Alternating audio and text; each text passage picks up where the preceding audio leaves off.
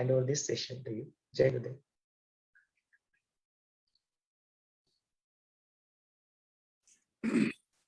ये आपका बड़प्पन है सोमेश्वर जी।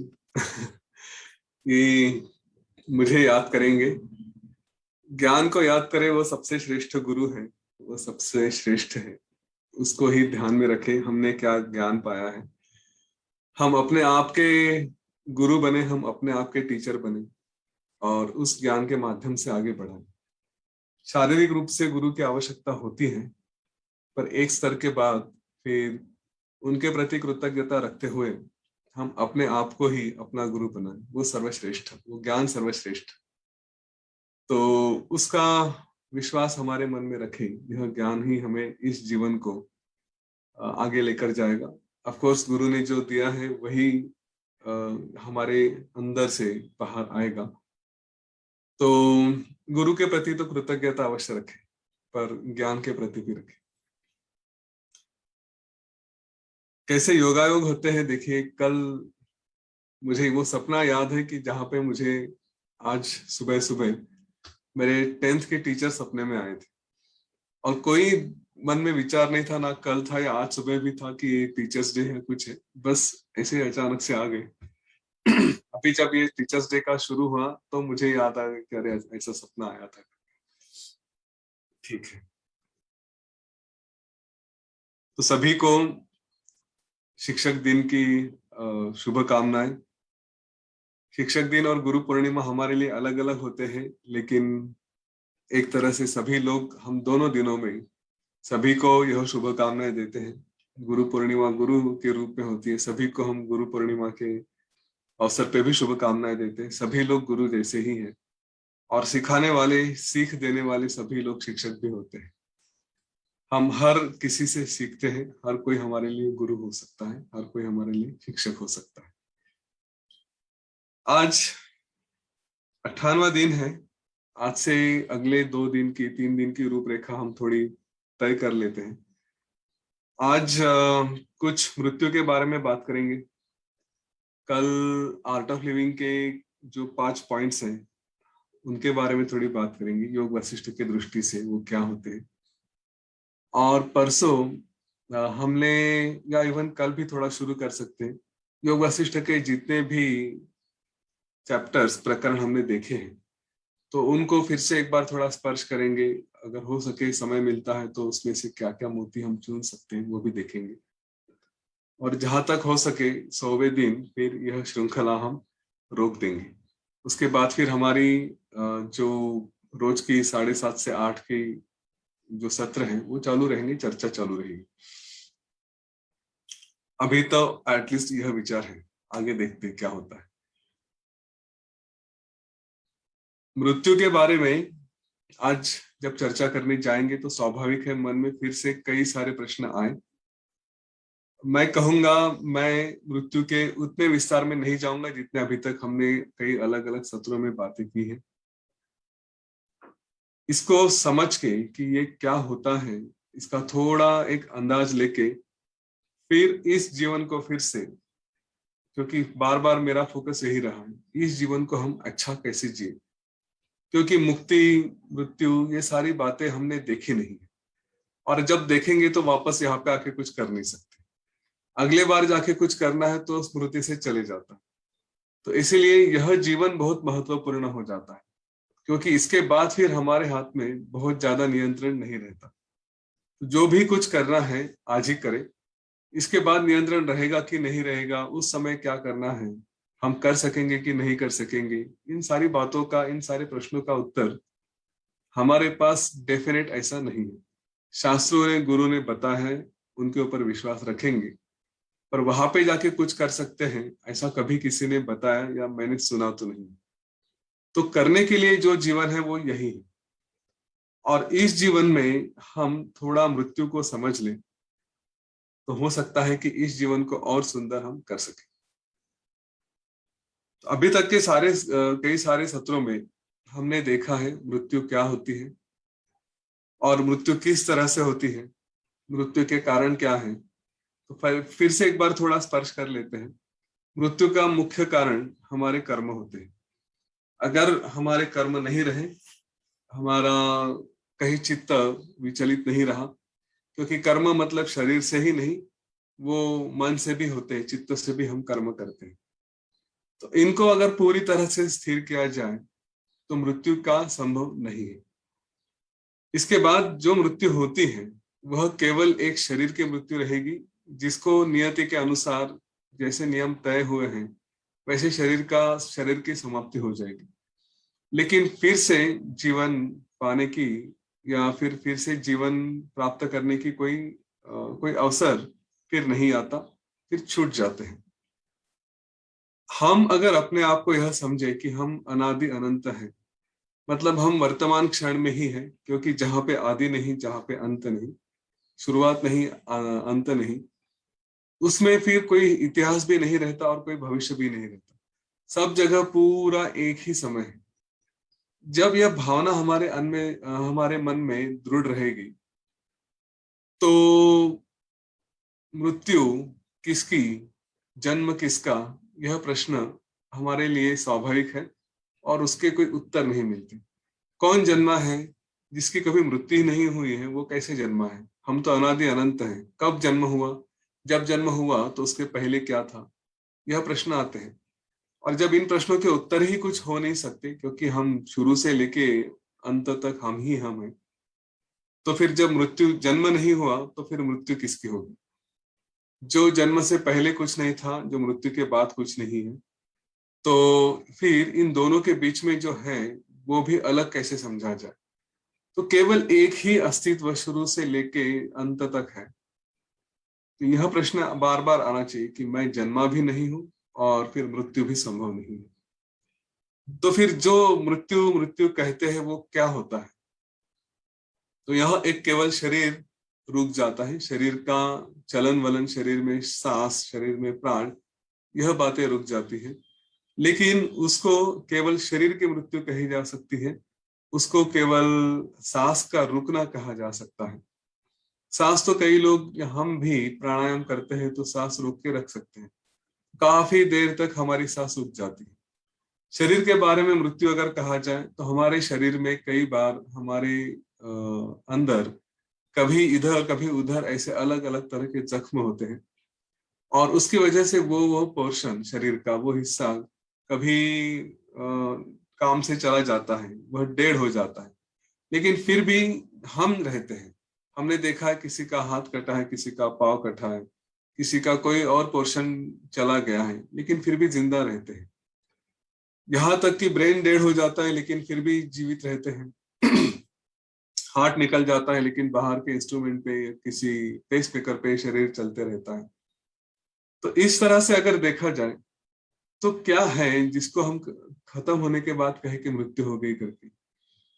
तो मृत्यु की डेफिनेशन हमने देखी थी, जब डॉक्टर डिक्लेयर कर देते हैं कि ये मृत्यु हो गई इसकी, अब इसका शरीर नहीं चल सकेगा, इसके आगे ये वापस आने की संभावना नहीं है, तो वह केवल बाहरी रूप से इस शरीर की मृत्यु हमने देखी है। लेकिन इसके अंदर जो चल रहा है, जो हमारा मन है और उसके बाद अंदर के इंद्रिय है, वह क्या कर रहे हैं? हम किसी को आवाज दे रहे हैं, वो रिस्पांस नहीं दे रहा, इसलिए मृत्यु हो गई है? क्या वो सुन पा रहा है लेकिन फिर भी बहुत गहरी नींद में है, इसलिए उत्तर नहीं दे पा रहा है? तो क्या वो गहरी नींद नहीं हो सकती? इस तरह से अगर विचार किया जाए तो समझ में आता है कि शरीर यह समाप्त हो गया, लेकिन आवश्यक नहीं है कि व्यक्ति की मृत्यु हो गई करके। शरीर रुक गया, यह शरीर फिर से रिकवर नहीं कर पाएगा, फिर से इसके प्राण का संचालन, श्वास प्रश्वास नहीं चल सकेंगे, इसलिए हम कहते हैं कि अभी ये इसके बाद वापस रिकवर नहीं हो सकता, यह शरीर समाप्त हो गया। पर अस्तित्व तो बना रह सकता है। तो यहाँ पे दो तरफ से देखेंगे, आज दो तरफ से विचार करेंगे। पहले भी यह किया है लेकिन थोड़ा सा स्पर्श कर देना चाहता हूं कि मृत्यु के बारे में दोनों के एंगल से देखिए। जब जो मृत्यु जिसकी हो रही है उसके, और जो उसके रिश्तेदार हैं, जो उसके करीबी हैं, जो जिनकी उसमें वासना है, प्रेम है, उनके एंगल से देखिए। जिसकी मृत्यु हो रही है उसके लिए वास्तव में मृत्यु क्या हो सकती है, तो हम तो रोज थोड़ा ना थोड़ा उसका अनुभव करते हैं। जब हम गहरी नींद में जाते हैं तो हमें बाहर किसी भी बात का अनुभव नहीं होता, और जब नींद से जागना शुरू होते हैं तो हम फिर से धीरे धीरे धीरे धीरे अपने इस जगत का अनुभव करना शुरू करते हैं। वैसे ही जो जिसकी मृत्यु हो रही है वह भी किसी कारणवश सुषुप्ति में चला जाता है, और जब सुषुप्ति में रहता है काफी समय तक, तो बाहर के लोगों के लिए वो काफी समय तक सुषुप्ति में है, उसके लिए स्वयं के लिए कितने समय में सुषुप्ति में था, गहरी नींद में था, वो पता नहीं चलता। हमें क्या पता, हम जब नींद में रहते हैं घड़ी देखते तो कहते कि अच्छा मैं इतनी देर तक सोया था, लेकिन अगर घड़ी नहीं रही तो पता ही नहीं चलेगा कि हम कितनी देर तक सोए थे, कितनी देर हम सुषुप्ति में थे। वैसे ही जिसकी मृत्यु हो रही है उसके लिए भी वह एक समय सुषुप्ति का होता है, और उसके बाद फिर उसकी वासनाएं, उसकी जो जीव भावना है, वो धीरे धीरे धीरे धीरे उसके लिए अलग से फिर से नई दुनिया बनाना शुरू करती है। फिर वह देखता है कि उसकी मृत्यु, उसका जन्म हुआ है, वो यहाँ पे पैदा हुआ है, उसके यह माता पिता है, सब कुछ है।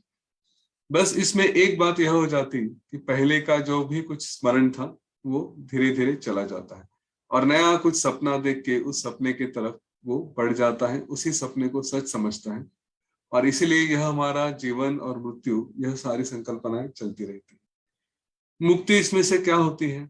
इसमें से मुक्ति जब जीते जी ही हम इस संस्कार को पकड़ के रखते हैं कि मैं मुक्त हूं, यह सब झूठ है, यह सब संसार है, यह सब स्वप्न है, तो जब यह सुषुप्ति की अवस्था आती है तो उसके बाद फिर से भ्रम का कोई संभव नहीं रहता, क्योंकि हम सुषुप्ति के बाद नींद से उठ के वही देखते हैं जो हमारे संस्कार हुए हैं, जो हम देखना चाहते हैं। आखिरी क्षण में जो हमारे गहरे संस्कार थे वही हम अनुभव करते हैं।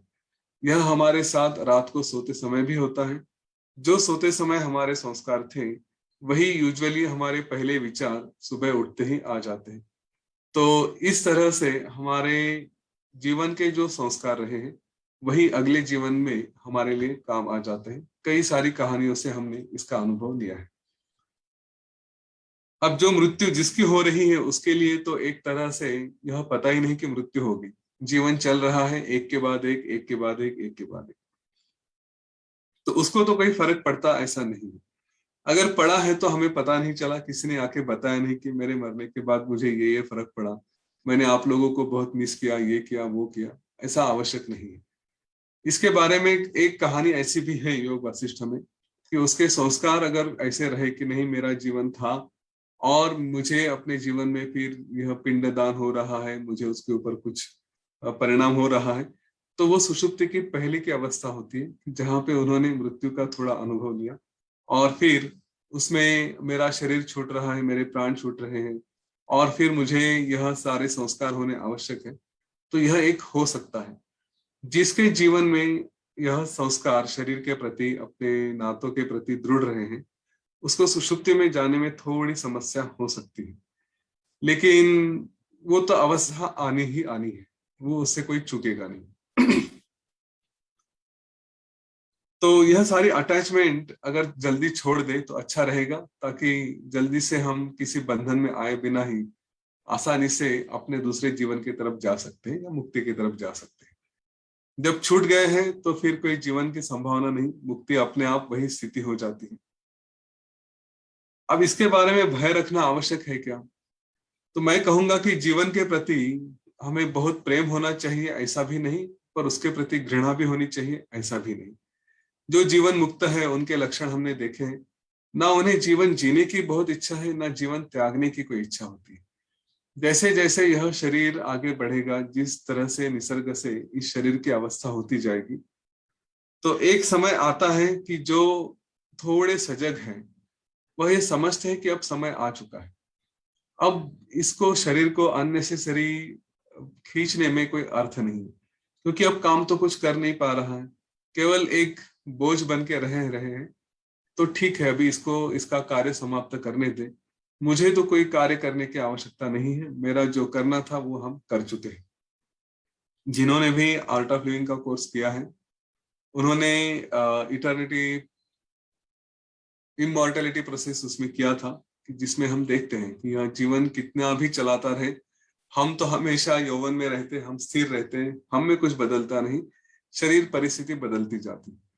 तो हमारे मृत्यु के साथ भी यही कल्पना करें, यही समझे कभी ना कभी तो ये बातें खत्म होगी। जैसे आजू बाजू का विश्व बदल रहा है, लोग बदल रहे हैं, खत्म हो रहे हैं, वैसे ही कभी ना कभी मुझे भी समाप्त होना है। मुझे मतलब कि यह केवल शरीर, इसको रुकना है, इसको समाप्त होना है। मैं तो जैसे हूँ मुक्ति में, उसी स्थिति में रहूंगा। अगला जीवन आए या ना आए, मेरे लिए कोई फर्क नहीं पड़ता। जैसे हमने कपड़े बदले हैं कई बार, वैसे ही यह शरीर भी कभी बदलना पड़ेगा, या फिर पूरा छोड़ के वैसे ही स्थिर रह सकते हैं। जो भी स्थिति आएगी वो आएगी, हमारे संस्कार जैसे बनेंगे, जितना हम बार बार गुरु कृपा, गुरु का वचन, योग वशिष्ठ या ऐसे संस्कार लेते रहेंगे, उस हिसाब से, उस अनुभव से हमारा जीवन अगला बनता रहे। अब दूसरे किसी की जब मृत्यु होती है तो हमें हमें बड़ा दुख होता है। दुख होना स्वाभाविक है। यह हमारा स्वरूप ही ऐसा है कि हम बंधन में रहते हैं, प्रेम में रहते हैं। तो किसी की मृत्यु हो जाए तो थोड़े समय के लिए दुख होना कोई विशेष बात नहीं, लेकिन उसमें बहुत उलझ के अपने आप को बहुत संकट में डालना, इसके बारे में थोड़ा विचार करें।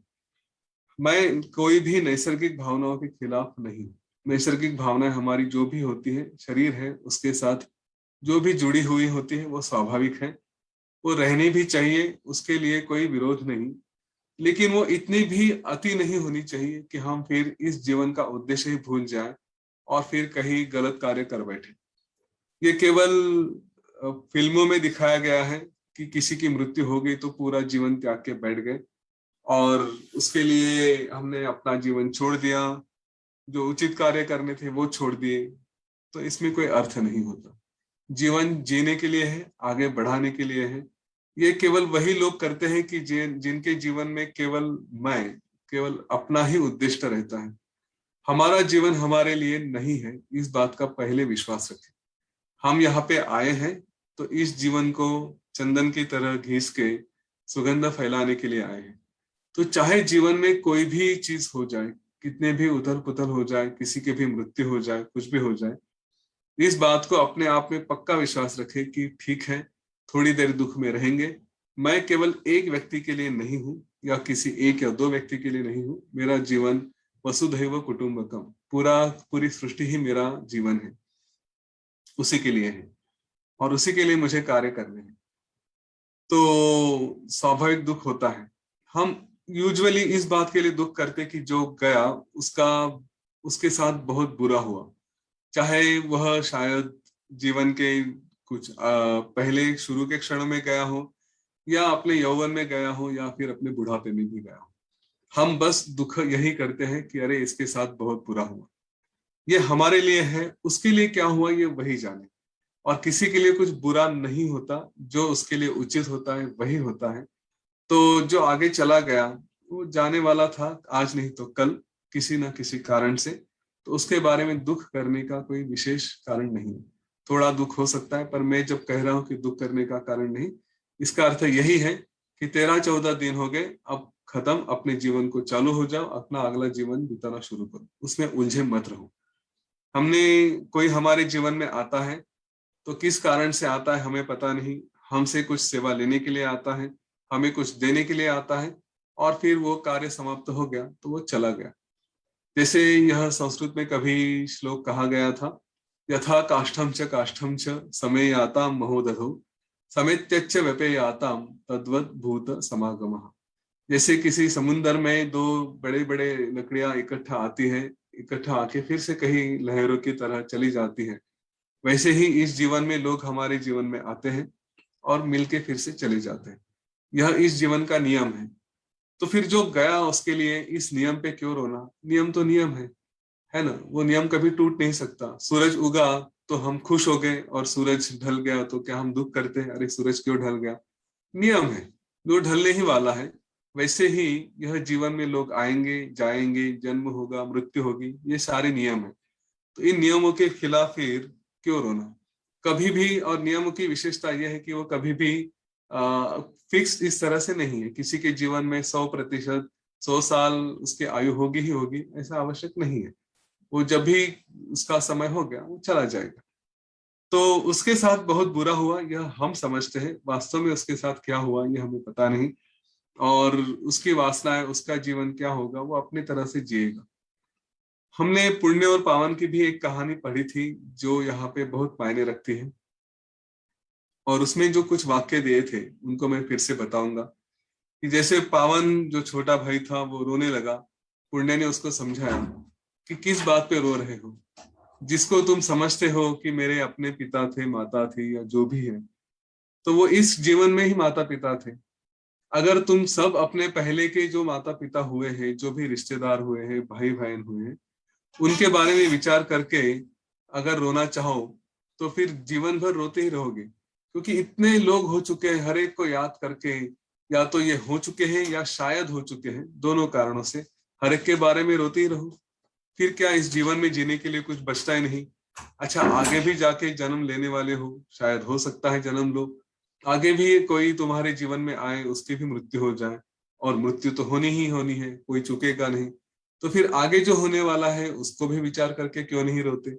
यह जो वाक्य बताए गए थे, यह इनका बहुत गहन अर्थ है कि दुख करना ये स्वाभाविक है, लेकिन उसके एक समय के बाद उसको छोड़ भी देना आवश्यक होता है। इसलिए हमारे जीवन में, हमारे संस्कृति में यही 13-14 दिनों का कुछ कार्यक्रम रखा जाता है कि इसको छोड़ो और भूल जाओ। दुख का और एक लंबा दुख न करने का और भी एक कारण है कि जो चला गया उसको हम एक तरह से बांध के रखते हैं। हम बार बार दुख करते रहेंगे तो उसको भी लगता है, ऐसा कहा गया है कि अरे ये अभी तक मेरे ही अंदर उलझा हुआ है, मुझे ही पकड़ के रखा है। तो फिर वह विचार करता है कि मैं आगे जाऊं कि नहीं जाऊं, मेरे आगे कार्य में फिर बाधाएं आ सकती है। तो क्योंकि मेरे ऊपर इतना प्रेम करने वाला कोई था। कई संस्कृति में तो यह भी कहा जाता है कि ऐसा विचार ना हो, इसलिए लोग उत्सव के साथ किसी की अंत्य यात्रा निकालते हैं, कि जिसके वो उत्सव के कारण ही जो गया उसको लगता है कि चलो यह मेरे अंदर में फंसे नहीं रहेंगे, मुझे छोड़ रहे हैं। तो हम जो गया है उसको भी अपने अननेसेसरी बहुत ज्यादा दुख के कारण बांध के भी रख सकते हैं, इसका भी विचार करें। और इसीलिए दुखी होने का कोई कारण नहीं है, जो गया उसके लिए और हम जाने वाले हैं उसके लिए भी। यह शरीर छूटेगा ही छूटेगा, इसमें से कोई चुकेगा नहीं। जब ये शाश्वत सत्य है तो किस बात का दुख रखें। मृत्यु केवल सुविधाजनक हो, जिसमें शांति से मृत्यु हो, यह हम अपनी तरफ से प्रयत्न कर सकते हैं अपने कर्मों द्वारा। वो हम अपने कर्म अच्छे करें, अच्छे कर्म रहेंगे तो फिर मृत्यु साधारणतः नियम के अनुसार कि वो अच्छी ही होगी। जिसमें अच्छी का अर्थ यह है कि बहुत समस्या नहीं होगी, बहुत तकलीफ होगी, ऐसी बात नहीं है। कभी कभी अगर ऐसा होता भी है तो उसको सहने की शक्ति, क्योंकि हमारे भोग है, वो सहने की शक्ति भी हमारे साथ रखें। शरीर भोग रहा है, मुझे कुछ नहीं हो रहा है, जो भी कुछ है वो सब छोड़ के अपने कर्मों को भोग के मैं जाऊंगा, इसका हम विचार करें। इसके बारे में भी मैंने कभी एक कहानी कही थी, एक गुरु और शिष्य की, एकदम शुरू में ही बताई थी कि एक गुरु अपने शिष्यों की परीक्षा लेने के लिए बताते हैं, मुझे कुछ भोग भोगने हैं, शरीर में कई सारे रोग होंगे। तो शिष्य को जब वो सेवा कर रहा है, भगवान प्रसन्न होते हैं, तो वो पूछता है गुरु से कि उनको मांग लो क्या कि आपके सारे दुख खत्म कर दे करके। तो गुरु कहते हैं कि अगर ऐसा करोगे तो फिर मुझे फिर से जाके भुगतनी पड़ेगी, तो ऐसा कुछ मांगो मत, जो है वो भुगत के मुझे शुद्ध होने दो। वो स्वाभाविक है, वो परीक्षा ले रहे थे अपने शिष्य की, वो बात अलग है। लेकिन इस तरह के विचार होते हैं कि हम जो है जीवन में आ रहा है वो कुछ ना कुछ छोड़ के जा रहे हैं, कुछ ना कुछ अपनी शुद्धि कर रहे हैं। तो इसलिए अपने जो कर्म अपने हाथों से होते हैं उनको अच्छे रखें, ताकि जीवन में मृत्यु का समय अच्छा रहे, हमेशा मुंह में भगवान का नाम रहे, क्योंकि अंतिम समय कब आएगा पता नहीं। तो इसलिए हमने जो यहाँ पे कभी बात की थी कि हर सांस के साथ कोई ना कोई मंत्र चालू रहे। सांस ले रहे हैं तब भी मंत्र चालू है, सांस छोड़ रहे तब भी मंत्र चालू है। तो उससे जहां तक हो सके इसका उपयोग करते रहें। जब भी कोई क्षण आएगा तो हमारे मन में भगवान का ही नाम रहेगा, उसके जो भी अच्छे परिणाम आएंगे वो अच्छे ही रहेंगे, इस बात पे विश्वास रखें। कभी कभी कुछ लोग मृत्यु के बाद का जीवन, इस बातों में विश्वास नहीं रखते, और यह बात हम समझ के फिर आज का विषय रोकेंगे। जो लोग इस बात पे विश्वास नहीं रखते उनसे एक ही प्रश्न है, वो कहते हैं कि मृत्यु के बाद जीवन है ही नहीं, एक बार मर गए तो मर गए, और फिर जिसे हम पैदा होते हैं तो वो बस एक नैसर्गिक प्रक्रिया है, हम पैदा होते हैं, जीवन जीते हैं, उसके बाद फिर जब जीवन खत्म हो जाता है तो खत्म हो जाता है। ये पुनर्जन्म वगैरह ऐसी कोई बातें होती ही नहीं, ना ही हमारे कर्मों के परिणाम भुगतने होते हैं। जीवन में कुछ भी करें, मृत्यु जैसे आएगी वैसे आएगी, उसके लिए हम कभी जिम्मेदार नहीं होते, कोई कारण नहीं होता। तो ये सब बातें झूठ हैं। इस तरह का कुछ लोगों का एक आर्ग्यूमेंट होता है। उनके लिए प्रश्न यही रहेगा, अगर इस तरह से विचार किया जाए तो फिर जीवन में किसी को अच्छे बन के अच्छे कर्म करने का कोई कारण ही नहीं है। फिर तो सब तरफ स्वैराचार ही रहेगा, आप जो चाहे वो करें। ना कोई भय है, ना कोई संशय है कि मेरे साथ कुछ होगा, अगले जीवन में कुछ होगा। पर मुझे ऐसी कोई संस्कृति अभी तक समझ में नहीं आई कि जहां पे किसी सिद्ध ने यह कहा है कि ऐसा हो सकता है। अतिरेकी भी काम करते हैं अतिरेकियों का, क्योंकि उनको बताया गया है कि जो इसके मरने के बाद आपको अप्सराएं मिलेंगी, आपको बिरयानी मिलेगी, ये मिलेगा वो मिलेगा। तो मृत्यु के बाद भी कुछ ना कुछ अपेक्षा रखी है। और यह सारी संस्कृतियों में अगर है तो फिर इसको नाकारने में कोई अर्थ नहीं, लॉजिकली भी और स्पिरिचुअली भी। लॉजिकली अगर ऐसा रहा तो फिर किसी को कोई बंधन ही नहीं रहेगा। जीवन में हम कुछ भी करते हैं तो एक भय तो अवश्य होता है कि मुझे जाके भगवान के सामने या उस शक्ति के सामने खड़ा होना है कि जो मेरे जीवन का कुछ ना कुछ निर्णय करेगा। जिसके जीवन में यह भ्रम पैदा हो गया है कि ऐसा कुछ नहीं है, तो मुझे पता नहीं उनके जीवन का स्तर कैसे होगा, उनके जीवन में वो किस तरह से बर्ताव करते होंगे। फर्क तो यही है कि सत्य नाकारे या ना नाकारे, जो है वो है। अगर उसकी परीक्षा करनी है तो करें, नहीं करना है विश्वास रख के, गुरु पे विश्वास रख के करना है तो फिर अच्छे कार्य करके अच्छे मार्ग पे चल के अपना जीवन बिताए। यही एक बुद्धि का कार्य होगा। क्योंकि कभी अगर यह साक्षात्कार हो गया जीते जी कि नहीं सचमुच ऐसा कुछ होता है, बाद में जीवन में जाके कुछ करना है, तो अभी तक अगर गलत कार्य किए होंगे तो केवल पछतावा ही होता है। पश्चाताप के साथ ही जीवन हम जी सकते हैं और फिर कुछ हो नहीं सकता। तो बेटर है जो सयाने लोग हैं उनके ऊपर विश्वास करें और उस तरह से अपना जीवन बिताएं, ताकि कम से कम एक कुछ हो नहीं हो जो भी है, पर एक समाधान तो रहेगा कि हम अच्छे जीवन की जिए, इस जीवन का अच्छा उपयोग किया। इस तरह से मृत्यु और जीवन को देखें, दूसरे के मृत्यु को हम ज्यादा दुख ना करें, अपने मृत्यु के बारे में भय ना रखें। जो भी स्तर पे हम समझते हैं, जिस भी स्तर पे समझते हैं, हम अनादि अनंत है यह समझे, या फिर पुराना शरीर छोड़ के नया शरीर लेना है वो भी समझे। यह भी सारी बातें अच्छी ही होती हैं। तो मृत्यु यह कभी बुरा है ऐसा नहीं, वो एक नियम है। एक जगह खत्म होगा, दूसरी जगह शुरू होगा। सांस हम छोड़ते हैं लेते हैं, वैसे ही यह एक कभी एक सांस छूटेगी, अगली कभी सांस शुरू हो जाएगी। इन दोनों के बीच में ही हमारा जीवन चलते रहेगा। तो यहाँ पे इस विचार के साथ हम रुकते हैं और फिर कल कुछ और देखेंगे। कल के लिए जय गुरुदेव।